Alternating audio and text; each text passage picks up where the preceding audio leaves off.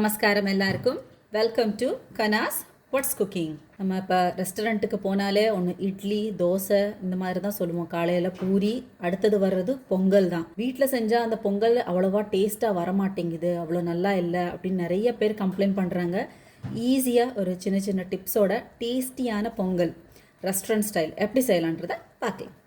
பொங்கல் அப்படின்னு சொன்னாலே சில பேர் அது வெண்பொங்கல், மஞ்சள் போடாமல் இருக்கணும், வெள்ளையாக இருக்கணும் அப்படின்னு சொல்லுவாங்க. ரெஸ்டாரண்ட்ஸுக்கெல்லாம் போனீங்கன்னாலும் அவங்க சில பேர் மஞ்சள் போட்டது போடாததுன்னு இருக்கும். அதில் ஜீரகம் ப்ளஸ் பெப்பரை தவிர்த்து வேறு எதுவுமே இருக்காது. ஆனால் இப்போ பார்த்தீங்கன்னா சில ரெஸ்டாரண்ட்ஸில் ஸ்மால் ஆனியன் போட்டு அவங்களுக்கு பொங்கல் வேணுமா அப்படின்னு கேட்பாங்க. ஆக்சுவலி இது வந்துட்டு ரொம்ப வருஷங்களுக்கு முன்னாடி என்னோட சொல்லி கொடுத்தது. அதை தான் இன்றைக்கி உங்களோட ஷேர் பண்ணணும்னு நினைக்கிறேன். சின்ன வெங்காயம், தக்காளி, பச்சை மிளகா போட்டிங்கன்னா டேஸ்ட்டு சூப்பராக இருக்கும். சின்னதாக தான் ஒரு கிளாஸில் அரிசி எடுத்திருக்கேன். எப்போவுமே ஒரு கிளாஸ் அரிசி அப்படிங்கன்னா அதுக்கு அரை கிளாஸு பாசிப்பருப்பு. பச்சரிசி சில பேருக்கெல்லாம் உடம்புக்கு ஆகாது அப்படின்னு சொல்லுவாங்க. இன்றைக்கி நான் புழுங்கல் அரிசி, தஞ்சாவூர் பொன்னி அரிசி, பாயில்டு ரைஸ்ன்னு சொல்லுவாங்க இல்லையா, அதுதான் எடுத்திருக்கேன். அதுலேயும் நீங்கள் செஞ்சு பாருங்கள், பொங்கல் ரொம்ப நல்லா வரும். அதுக்கு கொஞ்சம் டேஸ்ட்டுக்காக ஒரு 15 முந்திரி எடுத்து அதை பாதியாக உடச்சி வச்சுருக்கேன். வேணா வச்சுக்கோங்க, இல்லாட்டினா தவிர்த்துடுங்க. It has more of HDL, good cholesterol. அதனால் அது நமக்கு எந்த பாதிப்பும் பண்ணாது. தாளிப்புக்கு பெருங்காயம். இதில் சின்ன வெங்காயம் ஒரு கைப்பிடி அளவு எடுத்து நல்லா பொடிசாக கட் பண்ணி வச்சுருக்கேன். அதுக்கு நீங்கள் துருவினாலும் சரி, பொடிசாக நறுக்கி வச்ச இஞ்சி போட்டிங்கன்னா டேஸ்ட்டு ரொம்ப நல்லாயிருக்கும். மறக்காமல் இஞ்சி பெருங்காயம் ரெண்டுமே சேர்க்கணும் பொங்கல் அப்படின்னு சொல்லும்போது. கருவேப்பிலை, 2 பச்சை மிளகாய், எனிவேஸ் நம்ம வந்துட்டு பெப்பரும் சேர்க்க போகிறோம். ஒரு சின்ன தக்காளியை பொடிசாக கட் பண்ணி வச்சுருக்கேன். இதை போட்டு நீங்கள் பொங்கல் செஞ்சு பாருங்கள். இனிமேல் பொங்கல் நீங்கள் இப்படி தான் செய்வீங்க. கொஞ்சமாக எண்ணெய், கொஞ்சம் நெய் அந்த மாதிரி சேர்ப்போம். இல்லை சில பேர் டால்டா எல்லாரும் சேர்க்குறாங்க. அதுக்கு பதிலாக 1 ஸ்பூன் நெய், 1 ஸ்பூன் எண்ணெய், 1 ஸ்பூன் நீங்கள் கொஞ்சமாக பட்டர் சேர்த்து பாருங்கள். டேஸ்ட்டு ரொம்ப நல்லாயிருக்கும். தண்ணி ஊற்றும் போது 1 கிளாஸ் அரிசி அப்படிங்கிற 4 கிளாஸ் நீங்கள் தண்ணி ஊற்றுவீங்க. அதில் ஒரு அரை கிளாஸு பச்சை பால் சேர்த்து பாருங்கள். பொங்கல் சும்மா சூப்பராக டேஸ்டியாக மைமையாக வரும். 1 ஸ்பூன் எண்ணெய், 1 spoon butter, 1 spoon ghee. Butter உருகின உடனே நம்ம ஃபஸ்ட் அதில் கேஷ்யூ தான் சேர்க்கணும். ஏன்னா கேஷ்யூ கொஞ்சம் ஃப்ரை ஆகிறதுக்கு சமையாகும்.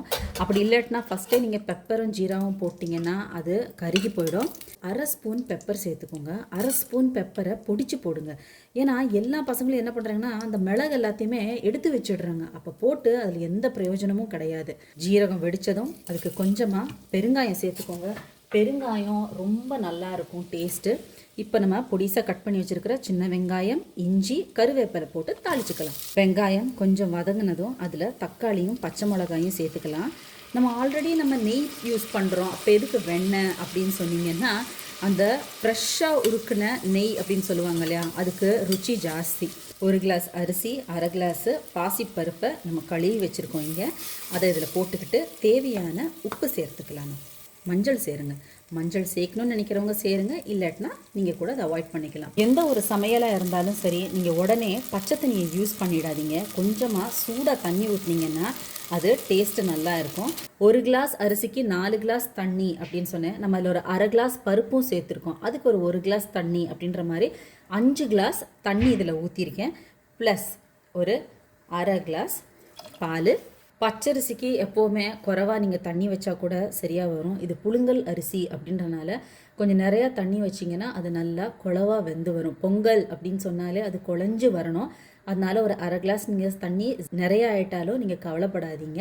சின்ன வெங்காயம், பச்சை மிளகா, தக்காளி எல்லாம் போட்ட பொங்கல் 5 விசிலுக்கு அப்புறம் நல்லா வெந்து வந்திருக்கு. எல்லாரும் சொல்கிற மாதிரி பச்சரிசியில் இல்லை, இது புழுங்கல் அரிசியில் நம்ம செஞ்சுருக்கோம். அதனால் அது ரொம்ப நல்லா வந்திருக்கு. டேஸ்ட்டும் ரொம்ப நல்லா வந்திருக்கு. இதை சுட சுட பொங்கலை ஒரு நல்ல பருப்பு சாம்பார். நாங்கள் எப்போவுமே செட்டிநாடில் பாசி பருப்பு போட்டு காய்கறி எல்லாம் போட்டு சாம்பார் பண்ணுவோம். அந்த சாம்பாரை தான் நாங்கள் காலையில் இட்லி, தோசை, பொங்கல் இதுக்கெல்லாம் வச்சு நாங்கள் சாப்பிடுவோம். அந்த சாம்பாரும் ஒரு தேங்காய் சட்னியோடு நீங்கள் சாப்பிட்டு பாருங்கள், சும்மா சூப்பராக இருக்கும். Super tasty Pongal with Chettinad பாசிப்பருப்பு சாம்பார். எல்லோரும் ட்ரை பண்ணி பார்த்துட்டு எப்படி இருக்குன்னு சொல்லுங்கள். தேங்க்யூ.